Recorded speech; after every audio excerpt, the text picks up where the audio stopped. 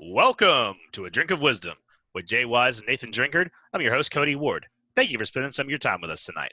Now, as a reminder to all our listeners, besides being on all your favorite podcast platforms, A Drink of Wisdom is also on YouTube with each show segment available. Head on over, and if you like what you hear, well, we would appreciate your subscription. What's going on, guys? A little chilly. Got some football to talk about. We got a ridiculous NBA offseason going on. How's it going? Yeah, a lot of NBA stuff going on. We'll get to some weekend football action, but yeah, plenty to get to. Let's go ahead and do it. Let's talk some sports, baby. You know what it is. You heard the man. We got sports to get into. So, hey, pull up a seat. You know we got to speak. Hey, take it easy on me a little today, Cody. You know what I'm saying? Neck a little sore. I can't be as animated today, so I'm be a little stiff, as Conor McGregor call it, stuck in the mud. So, you know what I'm saying? Let's roll, baby. I'll keep my outrageous takes to a minimum. In episode 16, Harden eyes Brooklyn, the Bucks wheel and deal, and we recap the weekend in college football. But of course, we'll start with the recap of the NFL action from Week 10. The week overall had some barn burners, some blowouts, and some shocking upsets. DeAndre Hopkins and the Cardinals obviously headlined the weekend with a last-second Hail Mary to beat the Buffalo Bills 32-30. The Rams stayed alive in the NFC West. The Giants stayed alive in the NFC East. Tua won a rookie quarterback duel with Justin Herbert, and that's just scratching the surface, guys. So, Jay, what'd you think of the weekend that was? Well, I mean, I think we ought to start from the top, which would be the still undefeated Pittsburgh Steelers, who are just pacing the entire National Football League. Just to, the consistency is something to behold. I was a little concerned about them heading into this game, especially considering how they looked against the Dallas Cowboys last weekend. But they were sharp in this game. Big Ben was sharp, threw for 4 touchdowns, and it was a clinic what they were able to do out there. They were able to hold Joe Burrow under wraps, and really just in a lot of ways a flawless performance. Mike Tomlin's doing another fine job up there. How about Seattle and the Los Angeles Rams?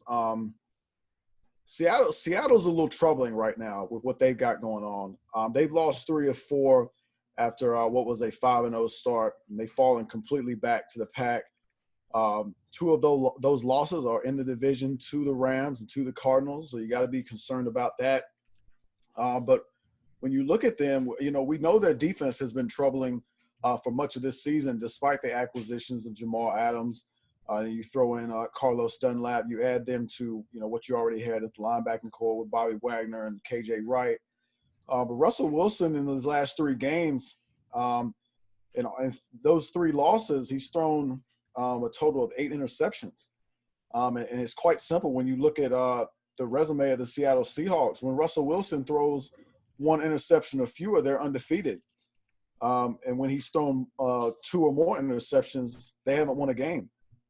So for all the talk of, his first 3 games, he had, I believe it was 14 touchdowns and 1 interception. There was, the early season talk of, will he break the Peyton Manning single season touchdown record? Well, I don't think there's not a whole lot of chatter of that happening right now, even though, he's still at 28 through 9 games. So it's still feasible, but he's also at 10 interceptions. So that's a bit concerning right now. And I think it's very clear with how the Seahawks are constructed right now. They're not gonna go very far in the playoffs if Russell Wilson is gonna play this way and make this many mistakes. And this is something we're just not accustomed to seeing. So I think it's incumbent upon Pete Carroll to get anything out of this defense, which I believe that's been his calling card throughout his career.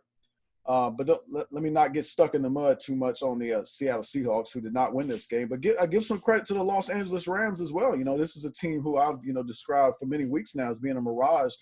I'm still not completely sold on them, but I will say I think their defense that would be the difference between these 2 teams. The Rams defense is looking like a top 5 unit right now. You got Jalen Ramsey and Aaron Donald. 2 of those, your 2 cornerstones who are playing like such. Think about it. Jalen Ramsey only allowed 2 catches to, the Superman everything DK Metcalf. So that's something you got to take a look at. And we know how much, Aaron Donald's able to, just wreck offensive lines seemingly by himself. So we got to take a moment to give them some credit, I believe. I think it's warranted. Another team I'm looking at Miami. I've been talking about them for the past several weeks. They're on a 5-game winning streak right now. And if you gaze down the schedule, there's quite a few more winnable games. You're hitting to Denver next week. That appears to be somewhat of an easy one. The New York Jets are 2 weeks from now, and then you get Cincinnati. That they could easily be 9-3, hitting into a tough finish to the schedule. They'll get Kansas City and New England at home, and then you get the Raiders and Bills on the road. So they got a tough 4-game stretch. But if you take care of business in the next 3 games, you set yourself up in good position.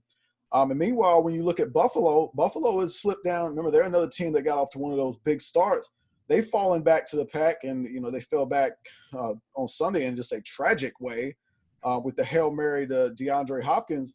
Miami's a half game back right now. You got Buffalo at 7-3, Miami at 6-3. This division is in play. So you got to keep an eye on those 2 teams. And by the way, the Houston Texans fans, I feel so sorry for them.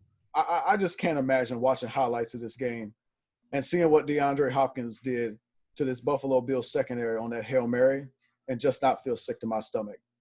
Bill O'Brien, wherever he is, he should be arrested right now for just criminal negligence of just single-handedly burning down a franchise.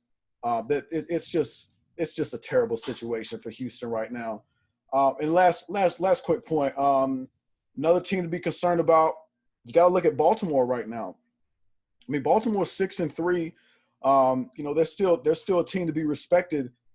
But I mean, you just look at them, and this is just not what we expected. I mean, this is a team where we looked at before the season, a 14-2 team last season. The way we looked at them, and it looked like they made some real improvements to this team. But they don't appear to have gotten any better. At least it's not showing up in the win-loss column. And in New England, given all the trouble they've had this season, and then with Cam Newton, how he has really struggled throwing the football, you would think that Baltimore would be able to load up against the run and take care of business in Foxborough, and that's not what happened. Damian Harris, shout out to him, 22 carries, 121 yards, a big day for him. But besides that, I mean, we're looking at just a weekend of what we saw. There's some teams that we thought that looked like Super Bowl contenders that look to be in some real trouble right now. Drink Seahawks in the NFC and the Ravens in the AFC for me. There's some Super Bowl teams, supposed Super Bowl contenders that they look worrisome right now. Yeah. To start off with that note that Jay just ended with. Yeah, hey, man. Listen, it's looking more and more wide open every Sunday that goes past. This is getting highly ridiculous. Starting with Seattle, my NFC representation pick, and I don't know what's going on. Just like you mentioned earlier, playing bad defense and then having a good offense is one thing, but then when you got Russell Wilson, a guy that was at one point in this season leading the MVP conversation, and now he didn't flopped around. Why? Because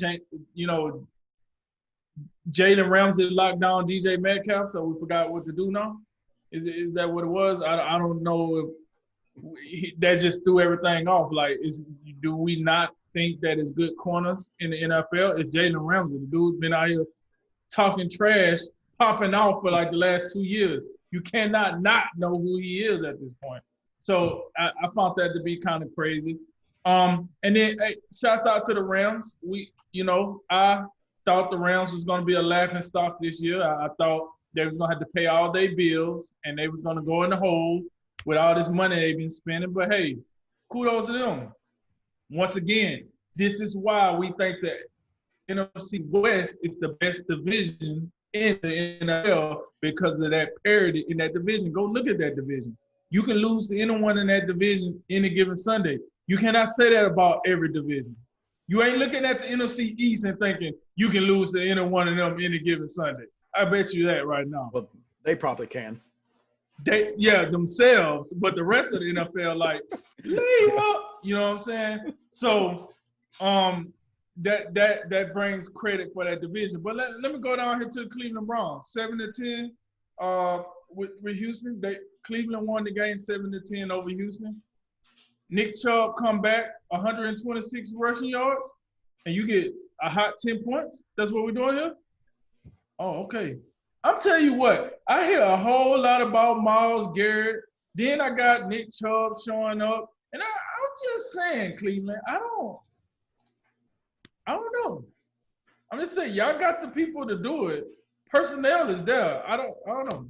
Just keep doing what you do. Another game that surprised me, Jacksonville and Green Bay. Once again, here come Jacksonville coming in, giving you a hard day work on Sunday, only to lose at the end of the day. At some point, can you just do enough to actually get over the hump? I mean, it's Green Bay. Don't. It's perfect. It's Green Bay, so I understand. It's not a a huge blackout to lose to Green Bay. I mean, Green Bay is a top team in today's NFL. But come on, if you're gonna put your heart and soul into the game, finish that. And then shouts out to Green Bay because they did have another wide receiver that showed up. Marquez Valdez-Scantling showed up for 150 receiving yards basically. So shouts out to him. Now Devontae Adams can go in and get him some Gatorade once or twice during the game now that somebody else out there catching balls. And then we had a Tampa Bay sighting, 46. They threw up 46 against the Panthers. Can you believe that? Is that the same team we seen the other night? They couldn't get 3 like that.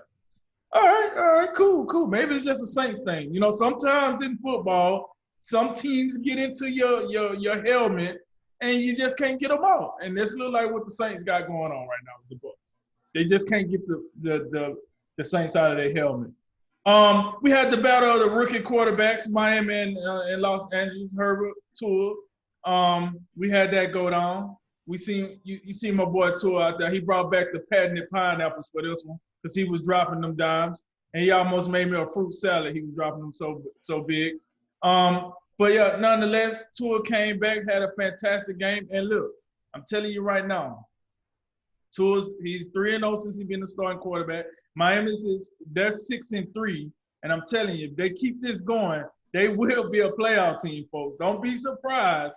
Week 15, 16, and 17 roll around, and Miami in the thick of it. And people are like, this is the same Dolphins we was talking about that didn't even have a storyline years ago? Yeah, we coming.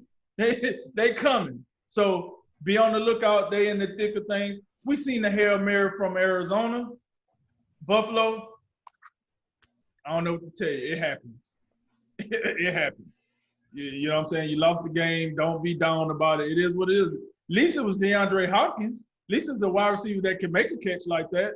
It wasn't Joe Sheffield out there, some dude we ain't even heard of, walking off with the touchdown. You know what I mean? Like, at least it was DeAndre Hopkins, so don't feel too bad. It is what it is. New Orleans. I want to bring up New Orleans. We know Drew Brees. We heard the news about Drew Brees coming out of that camp. I think he fractured 3 ribs and his lung was sort of collapsed or something like that. Drew Brees did come out a day later and said he'll be fine. He'll be back in no time. But with all that said, one crab's legs, you know what I'm saying, young Florida State legend, he came in, Jameis Winston, corrective surgery and all. He came in and he looked pretty good, I thought, back there being a signal caller for the Saints. I thought he looked pretty good. And I do think he can keep this team afloat, until Drew Brees come back. If he don't keep the job longer than that, who knows? Between him and Taysom Hill, I think they can get the job done. I really do. So that was a development that I thought was good to see. And then listen, Jay already said it. He brought up the Pittsburgh Steelers. Here's the deal. Did I say Pittsburgh Steelers? Oh, yeah, I did say Pittsburgh Steelers. So with that said, Jay, I got a question for you. I asked you this earlier, but I just want you to put it in whack. Right now, if you had to name the number 1 team in the NFL right now between the Pittsburgh Steelers and the Kansas City Chiefs, who are you taking? Yeah, I'd go Pittsburgh at this particular moment in time, and it's quite simple. I believe I just haven't seen enough out of the Kansas City Chiefs defense at this stage to give them more respect than Pittsburgh. I don't think that means a whole lot in the long term because we all know Patrick Mahomes is a great equalizer, and he is subject, as we saw in last season's postseason, to just come out there and just wreck any defense and any game plan you can put together and just overcome any deficit. So that's how I feel about them right now. But given the defense that Pittsburgh plays and how balanced they are, and with how well Big Ben's playing, I would give Pittsburgh the edge right now. I ain't mad at it. I ain't mad at it at all. I think right now for myself, I think I'm going to take Kansas City just because until I see Pittsburgh play a complete game where it's like, okay, I feel it like defensively, like let's be real here. Steelers, you know what I'm saying, that's pretty lopsided. But I think, with Kansas City with such a gap on the offensive side of the ball, it's enough to get the job done on any given Sunday. So with all that said, those was my biggest takeaways from the NFL this weekend. Yeah, it was a fun weekend overall. A couple little side notes here. Alex Smith, he had a career day on his first start back. So, I mean, it don't mean much for Washington, but it's cool to see him back. And got to wonder if Washington might have to think about him being back in the fold, instead of just, getting another quarterback in the season's end. That'll be interesting. To drink your point on Green Bay, I was going to bring this up. I wasn't very impressed with them on Sunday. I watched the whole game because what I do, but the whole they did not look very physical, and they just something about them just strikes me as a team that's not going to get it done. I know Aaron Rodgers is great. Maybe I'm wrong, but they just didn't look physical. They didn't look like they dominated the line of scrimmage. The Jaguars on either side of the ball are not a team that can really do that. So it didn't seem like they had that edge. They had that difference maker. So, that's a team going forward we'll have to watch. And that's not something you can fix. That's just you have it or you don't. So, they were underwhelming. The refs had to wipe 14 points off the board with calls to get them that win. So, I don't know. Wasn't very impressed with them for a team that's supposedly 7-2. You guys brought up the Rams. Hey, man, I guess good lesson here is if you can sign superstars and worry about the rest of that crap later because, those guys are playing lights out. Aaron Donald's Defensive Player of the Year candidate as he always is. Ramsey's doing his thing, locked down one of the hottest commodities in football.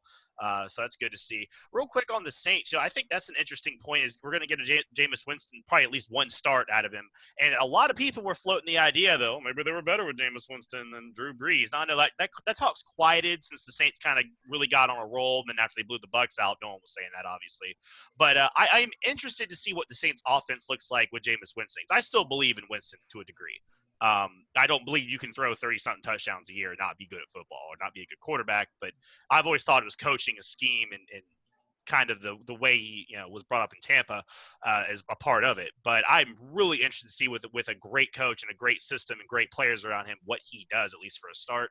On the opposite side of a good offense, the Bears' offense last night was awful. I hope I never have to watch that again this season. That was the most miserable thing. If Allen Robinson has a GoFundMe to get him out of there, I will personally contribute to it. I feel so bad for that man.